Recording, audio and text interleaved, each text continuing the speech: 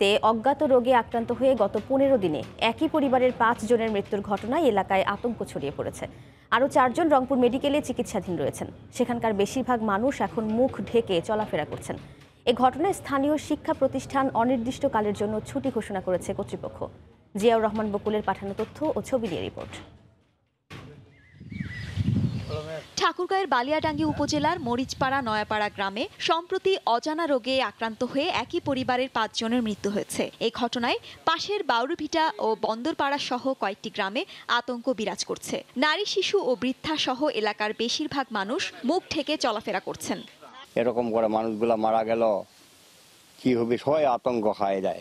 ওই অসুখগুলা আমার বাচ্চাগুলাকে ধরে নাকি, ওইভাবে আমার সংসারটাও নষ্ট হয়ে যায় নাকি, এটাও মনে করছি, ভয় পাচ্ছে। এটা এখানে পরপর 15 দিনের মধ্যে 5 জন মানুষ মারা গেল। আমরা ভয়ে কেউ বাড়ি থেকে বাইরে হইতে পারতেছি না। এখন পর্যন্ত এই রোগের কেউ কোনো ভাইরাসের কথা বলতে পারেনি। এখন পর্যন্ত এটার কোনো চিকিৎসা এলাকায় শুরু হয়নি। এ ঘটনায় স্থানীয় ভান্ডারদহ উচ্চ ও সরকারি প্রাথমিক বিদ্যালয় অনির্দিষ্টকালের জন্য ছুটি ঘোষণা করেছে কর্তৃপক্ষ। রোগটিকে আমাদের যেন কোনো কিছু ব্যবস্থা করা হয়। মাধ্যমিক শিক্ষা অফিসার এবং ইউনো স্যারের নির্দেশে সরকারি প্রাথমিক বিদ্যালয় এবং ভান্ডারদহ উচ্চ বিদ্যালয় সাময়িকভাবে বন্ধ রাখার নির্দেশ দেন এবং পুনরানির্দেশ না দেওয়া পর্যন্ত প্রতিষ্ঠান বন্ধ।